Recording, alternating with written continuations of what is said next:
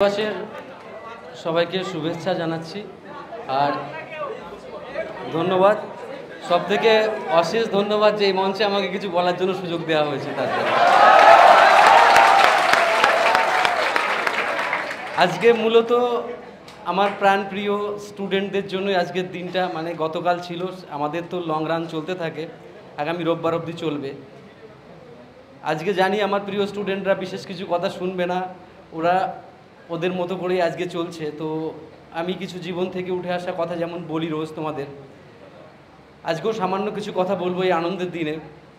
তার সাথে একটুখানি মনে করিয়ে নিয়ে আর একবার আমরা যে তিলোত্তমার জন্য যে উদযাপন করলাম আজকে, সেই তার বিচারের জন্য, এবং সেই বিচারের জন্য আমরা অবশ্যই আশাবাদী। তার জন্য আমরা যে পর্যন্ত লড়াইয়ের ময়দানে থাকতে হয়, যা কিছু করতে হয় তো আমরা করতে মানসিকভাবে এবং যে কোনোভাবে আমরা রাজি। সেই প্রতিজ্ঞাবদ্ধ হওয়ার জন্য কিন্তু আজকে আমরা মোমবাতি আবার নেক্সট টাইম জ্বালালাম, এবং যদি মনে হয় এরকম করে আমরা প্রতিরোধ এবং সেরকম গানের মাধ্যম থেকেও আমরা করব। চলে আসি পড়াশোনার ব্যাপারে। আমরা আজকে যে প্রতিষ্ঠানে দাঁড়িয়ে আছি, প্রতিষ্ঠানটার নাম সবাই জানি, তপবন স্টাডি সেন্টার। তোমরা অনেক পুরনো স্টুডেন্ট, এটা আমাদের তপবন স্টাডি সেন্টারের এক এক সময় হয় না অনেক পুরনো স্টুডেন্ট, তা তোমরা ওল্ড ব্যাচ হিসেবে পরিচিত। আমি দুটো কথা এখানে বলবো। প্রথমত যে এই দুটো কথার ফার্স্ট, যেটা আমরা তপবন স্টাডিতে যে এখানে পড়ি, চাকরি পাওয়ার জন্য এসেছি এখানে, আমাদের মূল মন্ত্র এটা, আমরা এখানে চাকরি পাবো এবং পেয়ে সমাজের বিভিন্ন রকমভাবে কাজে লাগবো। চাকরি মানে একটা সার্ভিস, সমাজসেবা, সেটা আমরা মনে করি। আমাদের দেশে কোনায় কোনায় তপবন স্টাডি সেন্টারের স্টুডেন্টরা কিন্তু কাজ করছে, আর সেই ভরসা আমরা রাখি। এখন কথা হচ্ছে কেন কোচিং সেন্টার, এটাও বলা যেতে পারে। আসলে এটা হচ্ছে সরকারের অপারগতা। আমি এই মঞ্চে দাঁড়িয়েই বলছি। তোমরা তো নিশ্চয়ই জানো আমরা করোড়ো টাকা মানে কোটি কোটি টাকা আমরা ইনকাম ট্যাক্স পে করি। সেটা কাদের টাকায়? তো আমার টাকা নয়, তোমাদের টাকায় করি। তোমরা দেশের ভাগিদার, তোমরা দেশের সুনাগরিক, তোমরা দেশকে গড়ার চেষ্টা করছো। সেই টাকা যখন অপকর্মে নষ্ট হয়, সেই টাকা যখন নয়ছয় হয়, সেই টাকা দিয়ে স্টুডেন্টরা প্রকৃত শিক্ষা যখন পায় না, সেই টাকা দিয়ে যখন প্রকৃত চিকিৎসা পায় না, সেই টাকা দিয়ে সুরক্ষা পায় না মেয়েরা, সেই টাকা দিয়ে দেশ গড়ার স্বপ্ন বাস্তবায়িত হয় না, তখন সত্যিকারের এই কোচিং সেন্টারের দরকার। এই রকম আমি কোচিং সেন্টারের কোনো রকমভাবে দরকার পড়তো না যদি সরকারের কাজ সরকার ঠিক মতো করতে পারতো। আজকে সরকার অপারগ, তার জন্য কিন্তু আমরা বলতে পারি, সার্টিফিকেট তো অনেকেই আমরা পাই তো আমরা বলতে পারি বুকে হাত দিয়ে যে আমি অন্তত এই যোগ্যতা অনুযায়ী সার্টিফিকেট পেয়েছি, বলতে পারি সবাই? আমরা পারি না সবাই। তার কারণ আমাদের শিক্ষা ব্যবস্থা ভেঙে পড়েছে, স্বাস্থ্য ব্যবস্থারও হাল সেরকম। তো আমরা চাইতেই পারি একটা সাধারণ নাগরিক হিসেবে, এটা আমাদের প্রতি মুহূর্তে কর্তব্য। সেই জায়গায় দাঁড়িয়ে সেইটুকু কাজ আমরা করছি, সরকারের কাজটা আমরা করছি। আর আজকে তোমরা যখন প্রতিষ্ঠিত হবে, তপবন স্টাডি সেন্টারের দুটো মন্ত্র আরও শেখাই। চাকরি পাওয়ার মন্ত্র তো আছেই, সাথে জীবনকে এগিয়ে নিয়ে চলার মন্ত্র, অনেস্টিজম শেখাই। কোনো প্রকারের কোনো কারণে আমরা অন্যায়ের সাথে কোনো আপোষ করি না। তোমরা নিজেরাও জানো, তোমাদের স্বচ্ছ ভাবমূর্তি, জীবন গড়ার চিন্তাভাবনা, জীবন চলার পথে যে একটা চলমান গতিশীলতা তোমরা এই সেন্টারে এসে কিন্তু পেয়েছো। তোমরা জীবনের মানে খুঁজে পেয়েছো। কি পেয়েছো তো নাকি? তোমাদের এই জীবনের একটা মন্ত্র, যেটা তোমার স্বাধীন জীবন যাপন করার একটা বীজ বপন করে দিচ্ছে তপবন স্টাডি সেন্টার, যে কাজটা সমাজের বিভিন্ন স্তর থেকে হওয়া দরকার ছিল। এবার আসি আজকে শিক্ষক দিবসের কিছু কথা।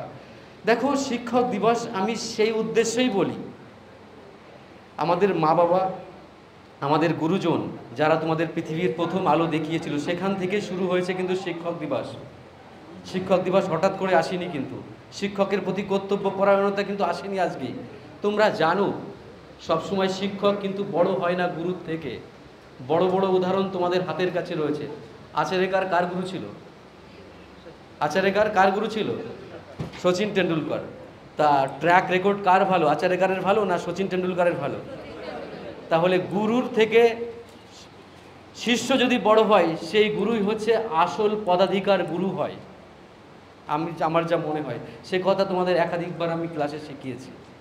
আমি চাই যারা তোমার জীবনে যে কোনো অবস্থায় যেখান থেকে তোমাকে শিখিয়েছে, প্রত্যেকে যেন আমরা সমান মর্যাদা দিতে পারি, জীবনে আমাদের পথ চলার সাথে তাদের যেন গুরুত্ব দিতে পারি, কারণ আমরা সমাজের ব্যাকবোন। তুমি একবার ভেবে দেখো তো, একজন ইঞ্জিনিয়ার যদি খারাপ কাজ করে, সমাজে যদি সে একটা ব্রিজকে নষ্ট করে দেয়, 100 লোক মরবে, 200 লোক মরবে, ঠিক আছে।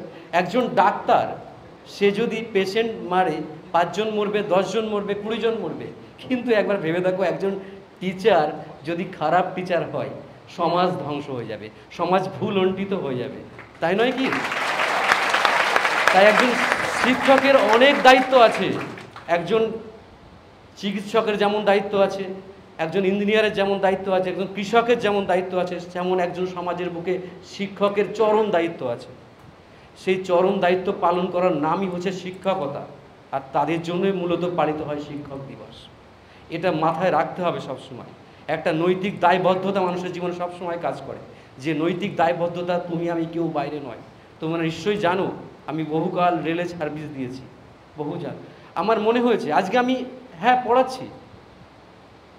পড়াতে আমার ভালো লাগে, স্টুডেন্টের সঙ্গে ভালো লাগে, কিন্তু কালকে যদি মনে হয় যে আমি পড়াবো না, আমরা পড়াবো না, আমি তেমনই মানুষ, আমি যে কোনো মুহূর্তে ভিআরএস নিতে পারি। তাই আর একটা কথা না বললেই নয়, দেখবে সেই জন্য আমরা কোনো রকম অ্যাডভান্স পেমেন্ট নিয়ে রাখি না, কারণ আমি নিজেকে পরিবর্তন করতে জানি, পরিবর্তন করি, সময়ের সাপেক্ষে চলি। যদি মনে হয় যে এটা আমার পক্ষে, সমাজের পক্ষে অন্যায়, সেটা আমি করব না, সেটা আমি চিরকাল কথা দিয়ে এসেছি। তাই আমার প্রত্যেকটা প্রিয় স্টুডেন্টের কাছে একটাই বার্তা দেবো সমাজের কাছে, আজকে যেটা অন্যায় আমরা জানবো, কালকেও সেটা অন্যায় হবে, পরশুদিনও অন্যায়। তো সেই অন্যায়ের ভাগিদার আমরা কখনো হতে যাব না। আমরা রিক্সা চালিয়ে খাবো, কথার কথা, রিক্সা চালানোটাও ছোট নয়, কিন্তু একটা নির্দিষ্ট সময়ের পরে যদি চাকরি চলে যায়, সেটা জীবনের একটা চরমতম, একটা বিরাট বড় অশালীন কাজ হবে লাইফে। তাই আমার প্রত্যেকটা স্টুডেন্টের সেই শিক্ষাই আমি দিয়ে আসছি চিরকাল ধরে।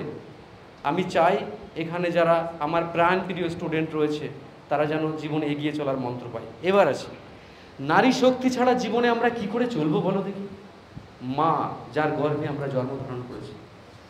এবার দেখো, তপবন স্টাডি সেন্টারের কথা তোমরা অবশ্যই জানো। দেখো, এখানে কিন্তু নারীরাই মহাশক্তি দাও। খেয়াল করে দেখো তো, তুমি খেয়াল করো,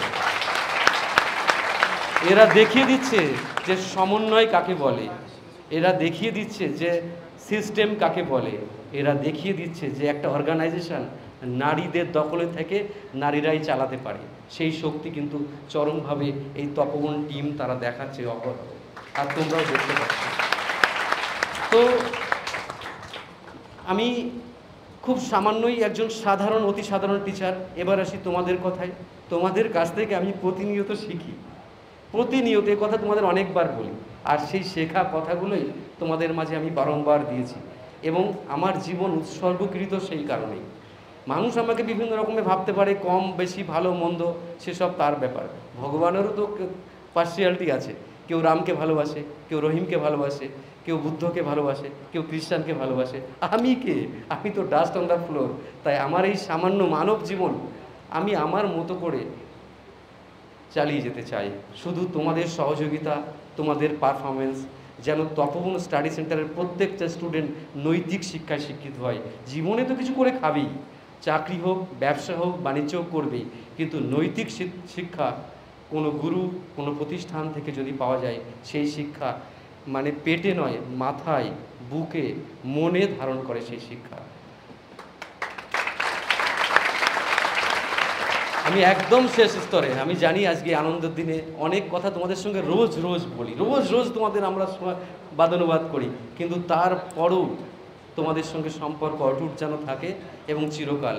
আর আমি একজন সামান্য কোঅর্ডিনেটর, মানে কি, আমি শুধু সমন্বয় সাধন করি, আর কোনো কাজ করি না। এই সব দেখভাল আমি করি, কিন্তু সমন্বয় করি, কাজ তো করে আমার টিম করে কাজ। আমি বলি আমার একটা পিডিএফ দরকার, ওনারাই আমাকে তৈরি করে দেয়। আমি বলি আমার এই কাজটা করতে হবে, এটা হয়েছে, ওনারা তৈরি করে দেয়। এই হচ্ছে নারী শক্তির অবদান। আরেকজনের কথা একদম সর্বশেষে না বললেই নয়, তিনি আমার পাশেই আছেন। এই ইনস্টিটিউট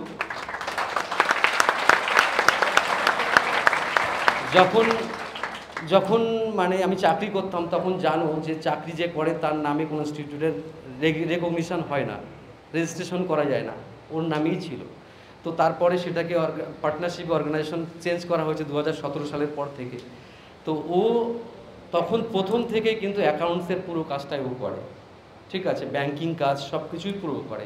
তাই অন্তরালে নারীরা কিন্তু অন্তরালে থেকেও প্রজ্বলমান হয়ে থাকতে পারে। তার দৃষ্টান্ত তোমার মা, তোমার মা, তোমার মা, অনেকের মা, এটা নয় কি?